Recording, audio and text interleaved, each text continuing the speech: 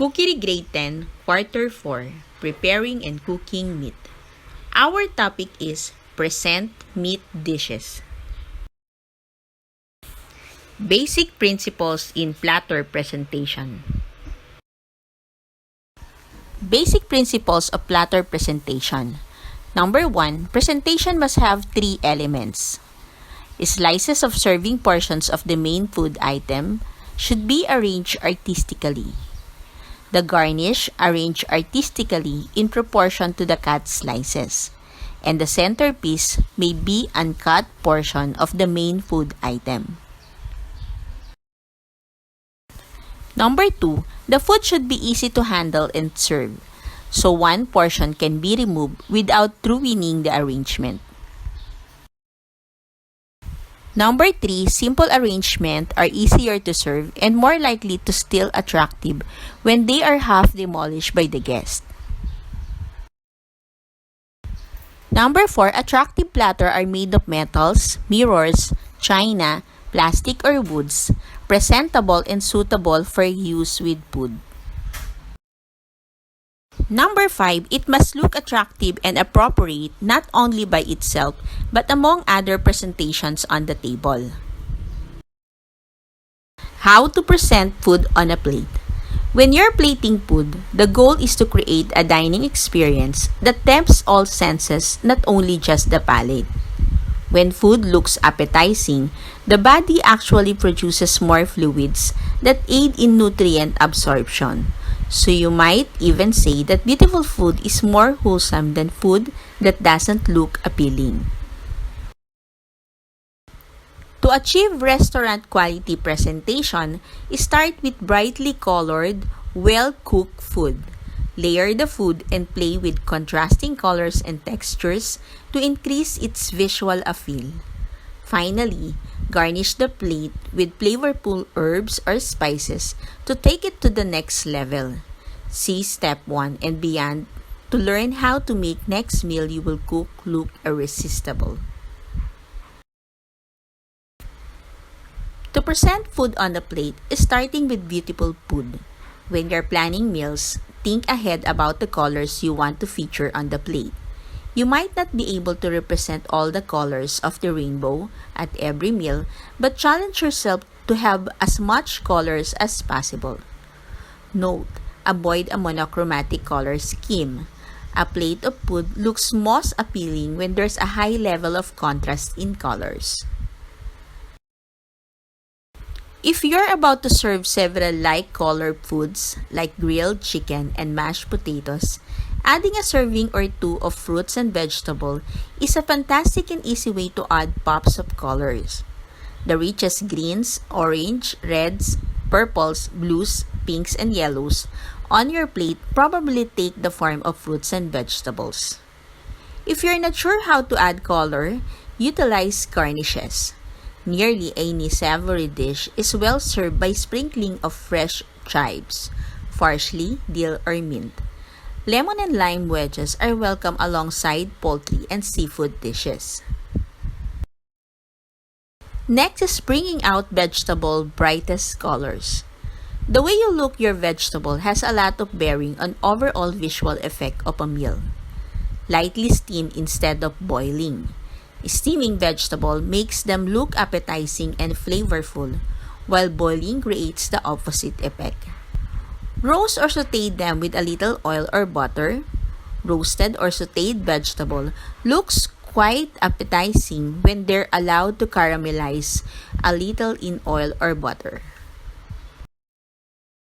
Sear your meat and let it rest. Many meat dishes look most appetizing when the meat has been seared. The sight of a steak or piece of grilled salmon with a brown, crispy sear will make your diner guest's mouth starts to water. In addition to searing your meat, you should let it rest for the several minutes before cutting it. This allows the juices to absorb back into the meat so that they don't end up running all over the plate. There are exceptions to the rule of searing your meat. For example, if you're serving braised beef, you'll have to think of creative ways to make the meat look appetizing even though it doesn't have a crispy crust. Serving it with a sauce is a good way to add visual interest. Cook fried foods carefully. Underdone or overcooked fried foods are difficult to present in an appealing way. Fried foods can look beautiful on a plate, but it's important to fry them well and have a plan of dealing with the oil so it doesn't muck up the rest of the dish. Cook fried foods until they're golden brown. Then let them drain on a plate lined with paper towels to absorb the extra oil. Otherwise, the food will leave streaks of grease on the plates. Fried food often continue browning a bit after they've been removed from the hot oil. Take texture into account. Texture and color go hand in hand when it comes to how appetizing food looks on the plate. If your food looks too oily, too dry, mushy, tough, or otherwise difficult to chew and swallow, it won't matter how perfectly colorful it looks. Take pains to cook food well so that it comes out to the right texture. The way you handle food just after it has been cooked and before it is plated can really affect the texture. Pasta, for example, should be kept in water or tossed in a bit of oil just after cooking so that it doesn't start to clump. Fried foods should not be covered with airtight lids because the heat from the food will end up steaming the breading and causing the food to get soggy. Once the food is on the plate, a spritz of oil or water can improve its visual appeal if it looks too dry. Experiment with interesting shapes. Cutting vegetables in interesting shapes can make the simple become special. You can cook and serve vegetables and desserts, pot pies, and other foods inside unique shaped dishes to create attractive shapes. Plating it with care. When in doubt, choose white plates. White plates don't compete visually with the food you're serving. They provide contrast, making colors appear brighter and texture more interesting. If you have a set of special plates with a pattern or certain color scheme, it's fine to use them. Just make sure they complement the food you're serving instead of vying for attention. Don't forget to take the rest of the table into consideration too. Cutlery, glasses, and linens will enhance the overall appearance of the dish upon the table. Visualize the finished plate. Consider how to present the main portion in relation to side dishes. Consider where it will look best on the plate with other elements of the dish. Consider also how to get best impact. The appearance and symmetry are all affected by whether the food is sliced thinly, thickly, or left whole. Limit portion sizes. Only fill about 2/3 of each plate with food. The rest of the plate should be left empty. The negative space will provide contrast with the food, making it look more appetizing. If the plate is loaded with food, the food itself won't look as visually pleasing. Keep standard serving sizes in mind and aim to serve just the right amount of each part of the dish.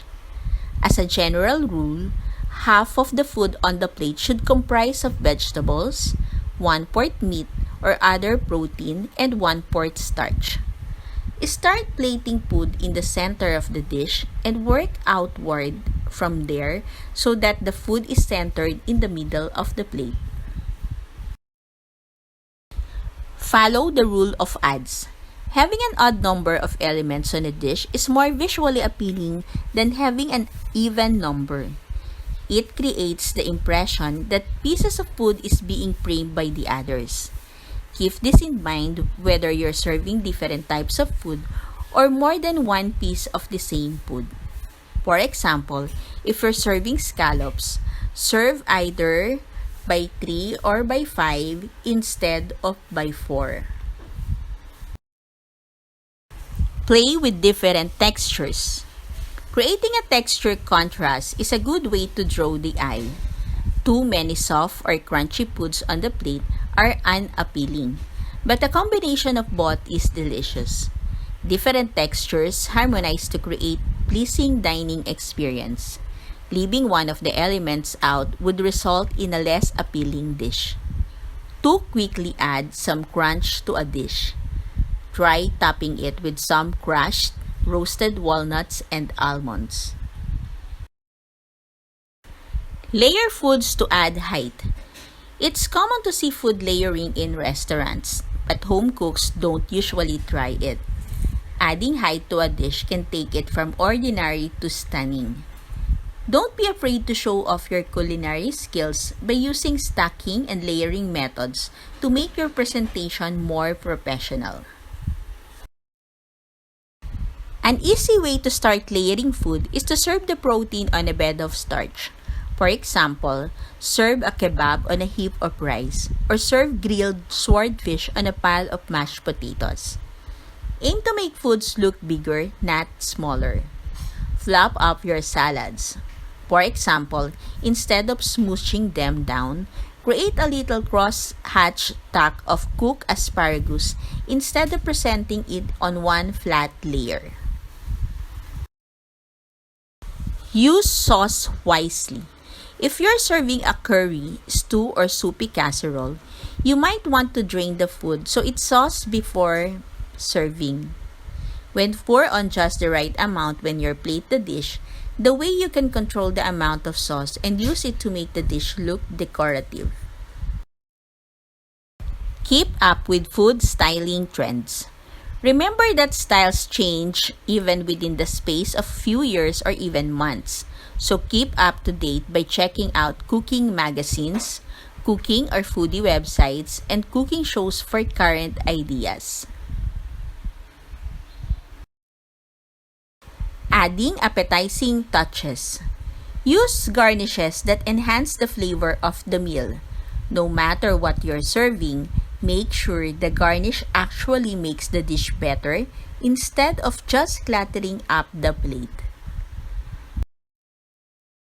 Employ drizzles and swirls. Another way to finish food is with a drizzle or swirl of a concentrated sauce or liquid. For savory dishes, this might be a small squeeze of remoulade, pesto, or flavored oil. For sweet dishes, adding chocolate sauce, fruit jam, cream, and glaze might be the most delicious way to add the finishing touches. Rather than just pouring a sauce over your food, consider putting it in a squeeze bottle so you can create a pretty swirl or pattern. If you don't have a squeeze bottle, put the sauce in the plastic food storage bag. Cut a small piece off one of the corners and squeeze the sauce through the bag. Don't overdo it. The key is to add a touch of color, flavor, and texture without overpowering the main part of the dish. Make sure the plate is clean. Examine the edges of the plate for fingerprints and smudges. A great way to clean up the edges of a plate is to dip a paper towel in a cup of water with a dash of white vinegar. Wipe the rim of the plate so that no food residues or prints are visible. This gives your presentation a professional touch. The 5 basic elements of plating. Number 1, create a framework. Start with drawings and sketches to visualize the plate. Find inspiration from a picture or object. Assemble a practice plate to work on executing your vision. Number 2, keep it simple.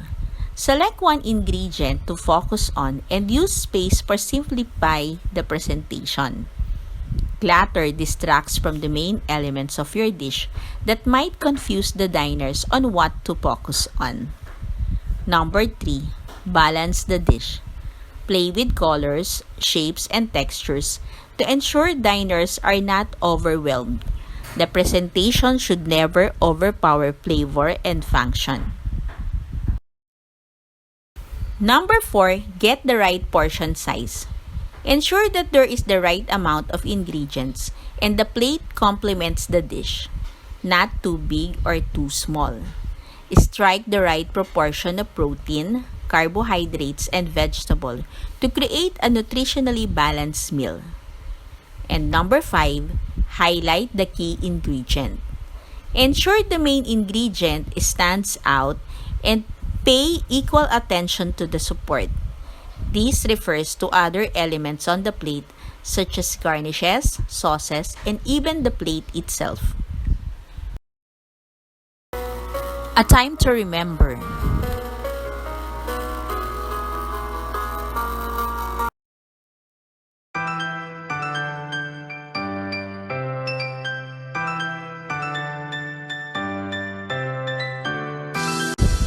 This is Maylene Huliganga. Thank you for watching.